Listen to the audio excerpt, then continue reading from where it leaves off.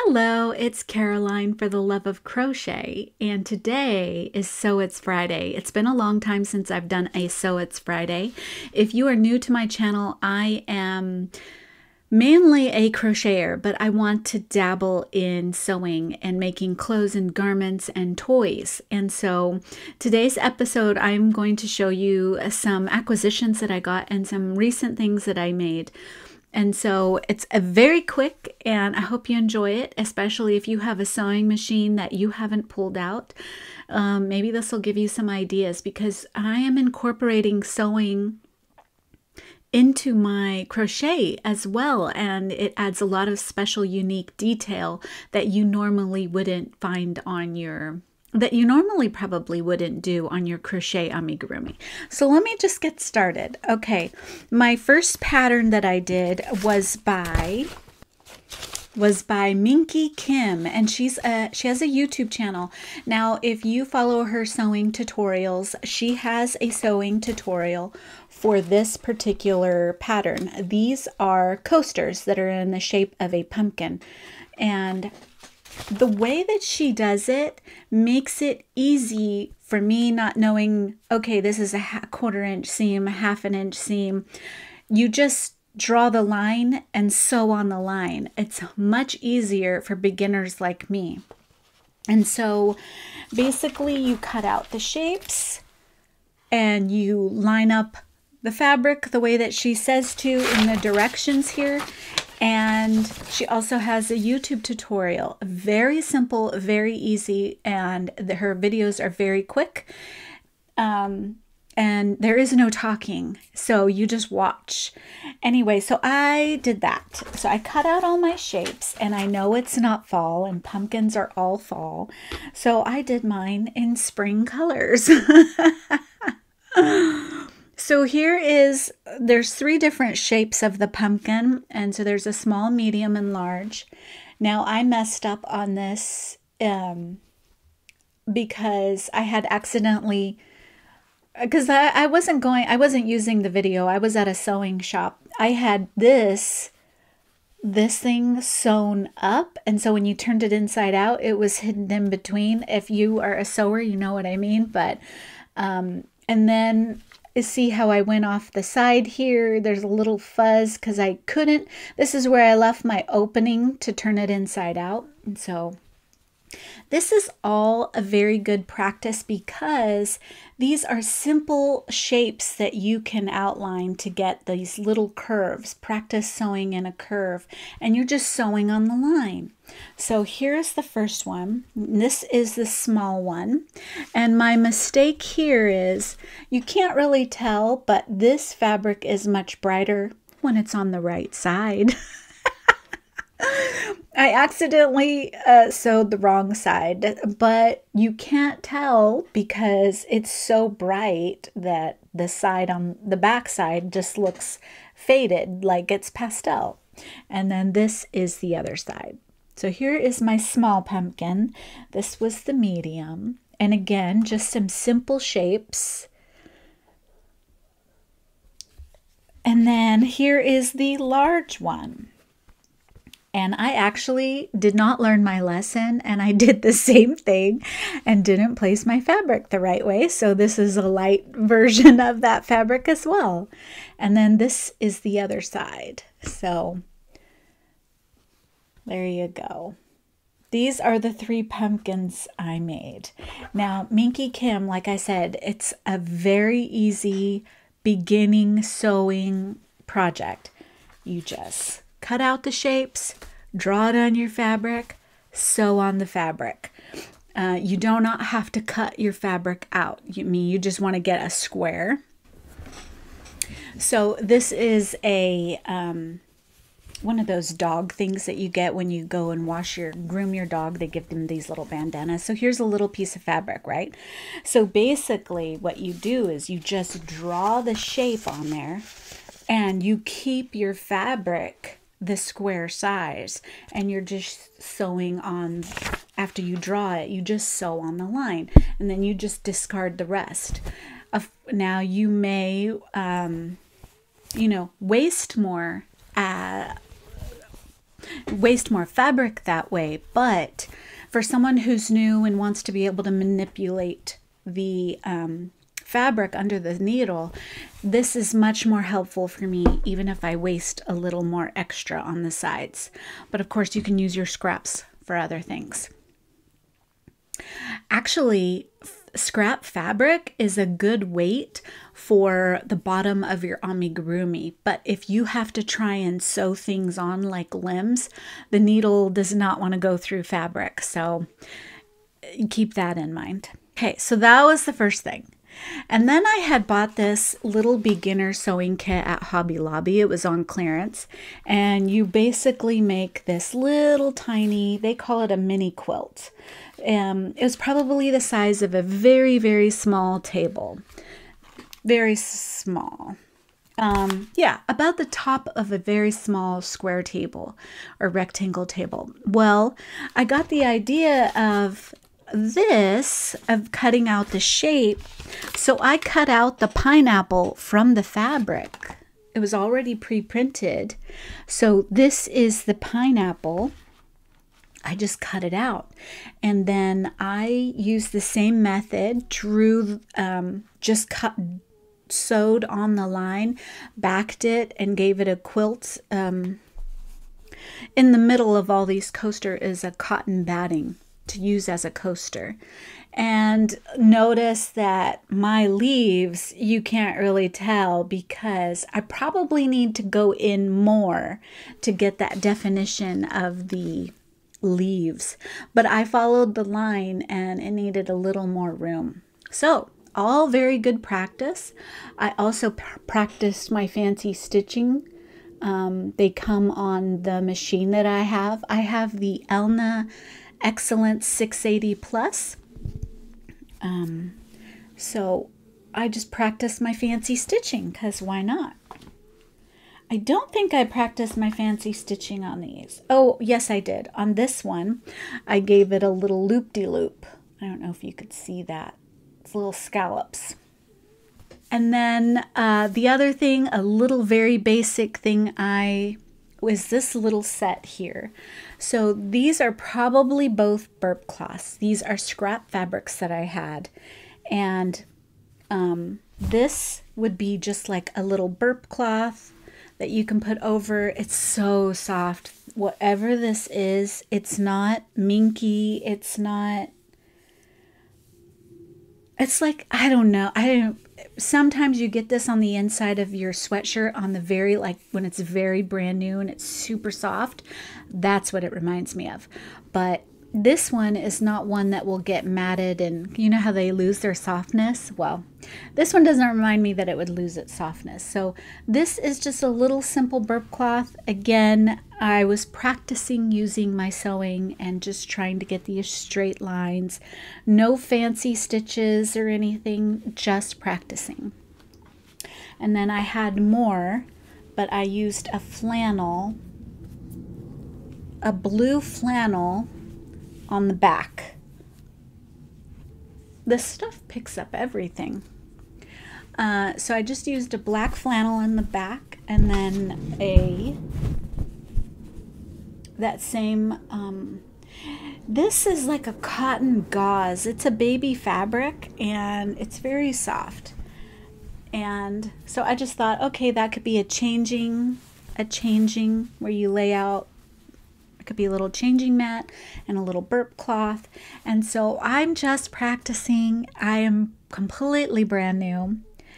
And the next thing I made, and by the way, I'm going to show you some acquisitions at the end that they are so gorgeous. So hold on.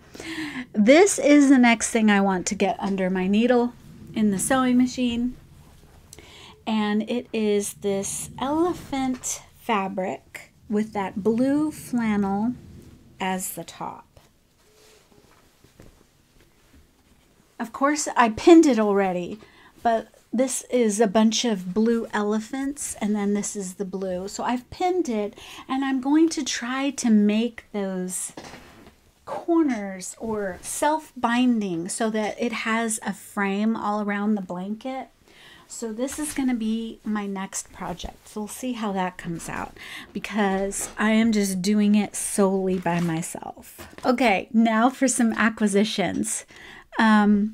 This is something I saw and I don't remember where, but to make toys, sewn toys, 50 fat quarter toys, easy toy sewing patterns from your fabric stash. But I'm gonna need a turning tool because when you sew these little skinny arms, I don't want to have to struggle with trying to pull that thing inside out. And so I want to buy a turning tool for my as part of my sewing tools. I'll show you some of the projects in here. So they have these blocks that you can make, some rings or donuts. You know, you are in control, so however you use them.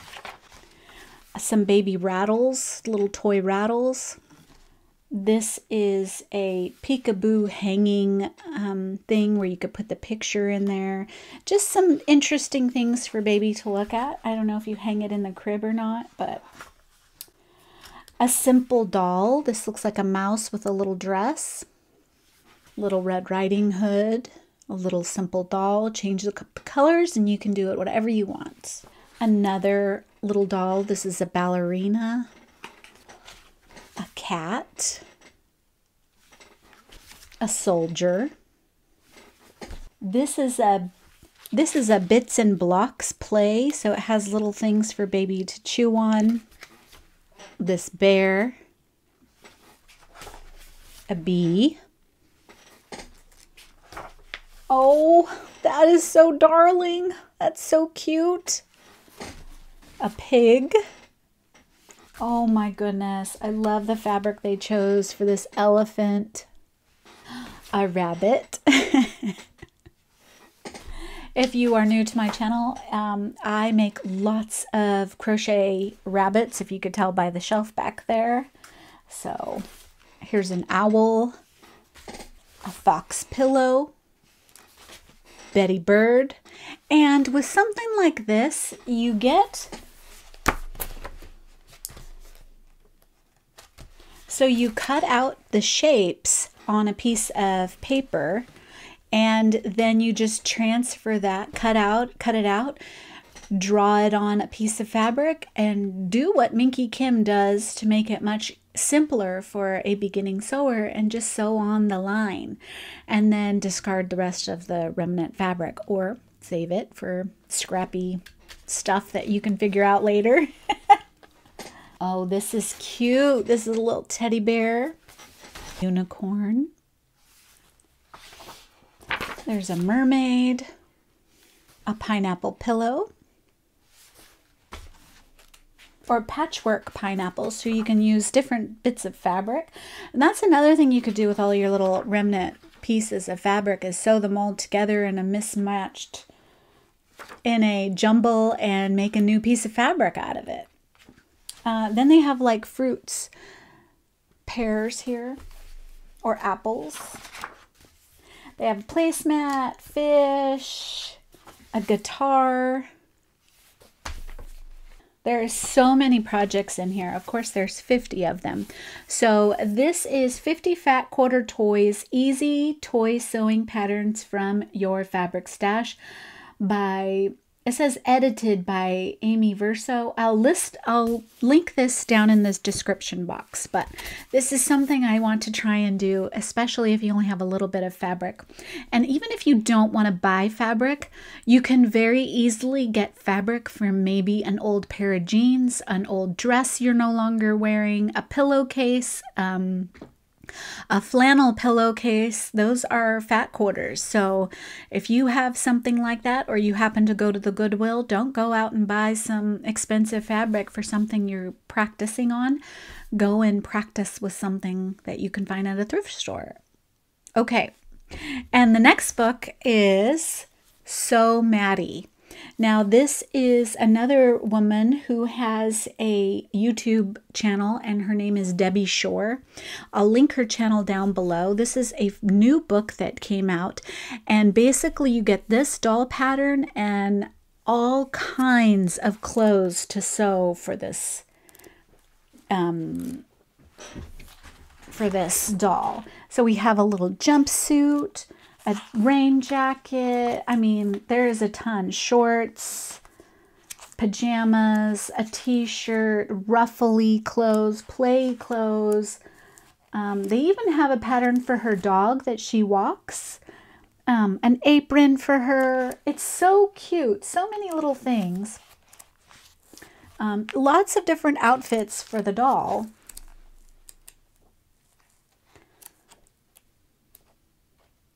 And then you get the pattern for this dog.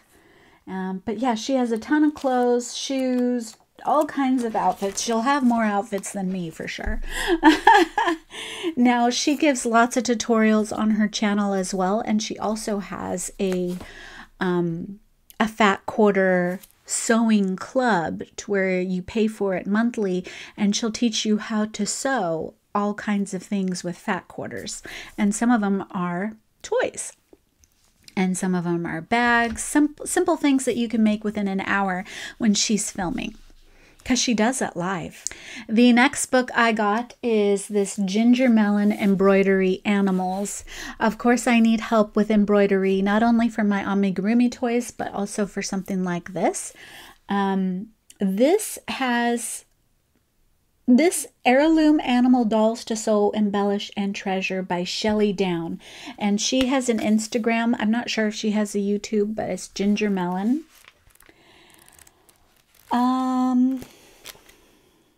So here's a picture of some of the toys you can make. They're basically around the same pattern, just give it different elements to turn it into different things.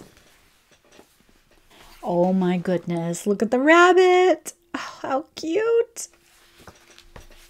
This is the kitty. Again, look at the embroidery that she does on the face to turn it into, give it some shaping or design, and then the pointy ears for the cat.